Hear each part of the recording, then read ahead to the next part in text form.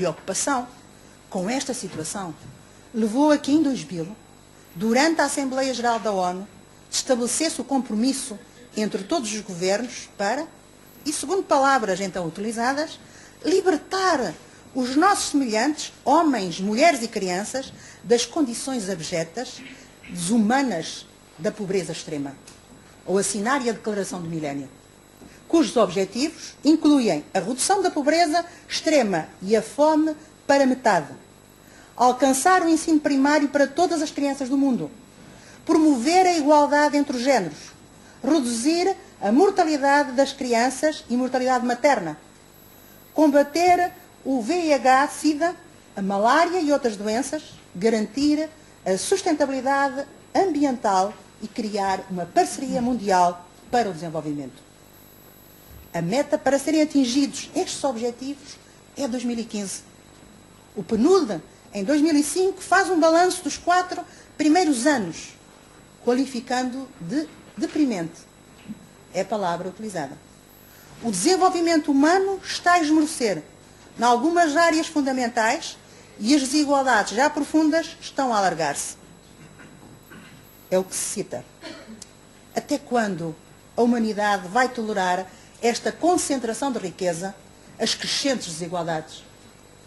Quando deixarão de existir conflitos bélicos que permitam criar condições para se atingirem os objetivos do milénio? A questão social do século XXI tem ainda expressão em problemas, como a destruição de postos de trabalho com a reestruturação pós-fordista e o desemprego em massa, a precarização das relações laborais, o trabalho escravo e semi-escravo, o tráfico de seres humanos, que atinge, sobretudo, mulheres e crianças, vítimas da pobreza, da exploração laboral e sexual. As deslocações maciças de populações, os não documentados, os imigrantes involuntários, o crescimento da xenofobia e do racismo, os conflitos étnicos e culturais, atividades económicas criminosas, formais e informais, que minam a segurança das pessoas e produzem violência. O envelhecimento crescente da população, os múltiplos processos de desigualdade a que são votados os idosos, a violência urbana, as desigualdades e a discriminação que atravessam as relações de género, raça, etnia, os problemas decorrentes da intolerância e discriminação pela orientação sexual. Segunda grande questão.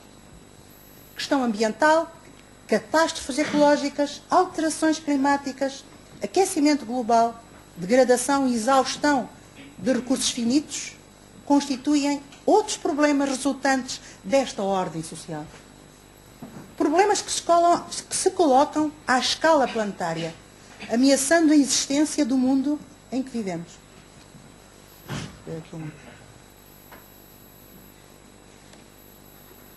Nos últimos anos, testemunhamos um agravamento da crise ecológica em todas as suas dimensões.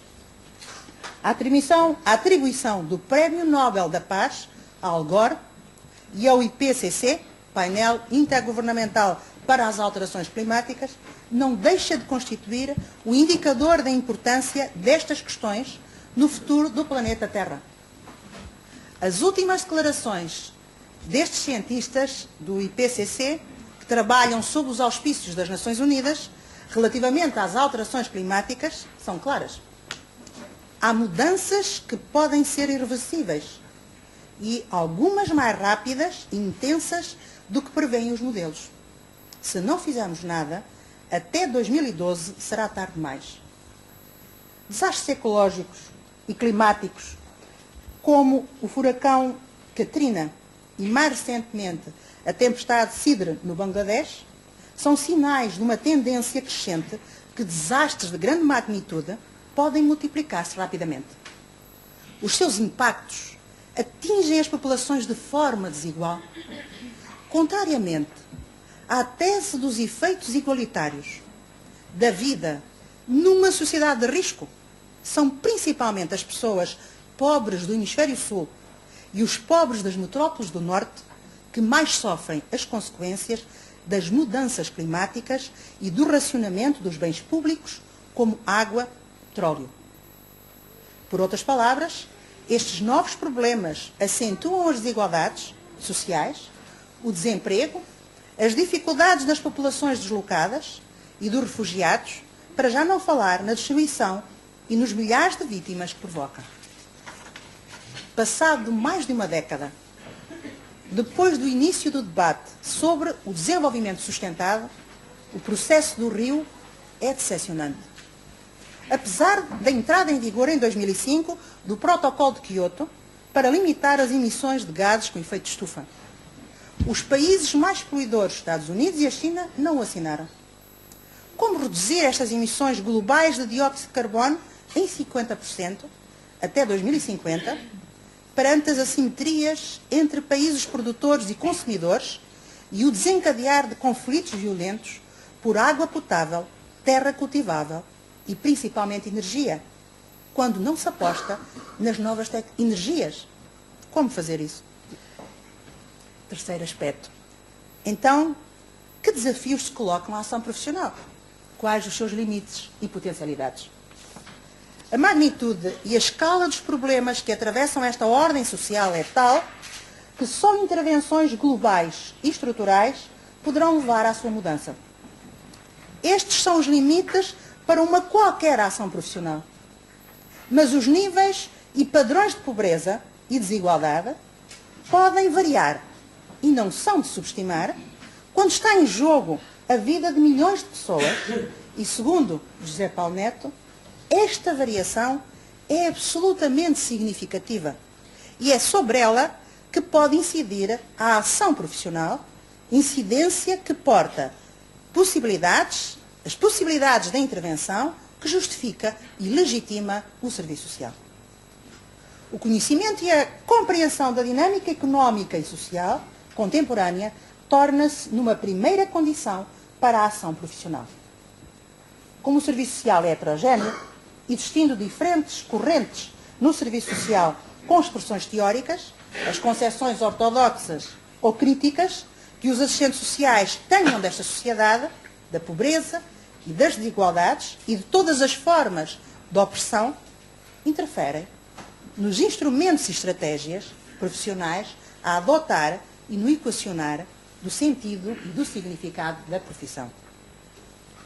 No superar de atitudes fatalistas, que a profissão nada pode fazer, ou pelo contrário, tudo pode, a formação que se quer crítica e competente destes profissionais ganha uma importância decisiva, constituindo-se num enorme desafio.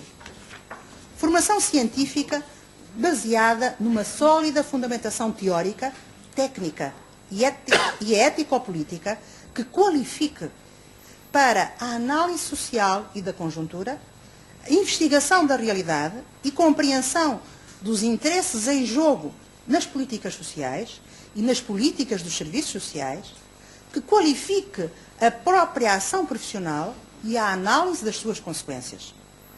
Dimensão ética e política comporta valores universais, como a liberdade, a autonomia, a defesa intransigente dos direitos humanos, a não discriminação de qualquer espécie, o valor da igualdade, da equidade, da justiça social, da emancipação humana, o direito de viver em paz, no ambiente ecológico sustentado e a própria garantia do pluralismo na formação e serviço social.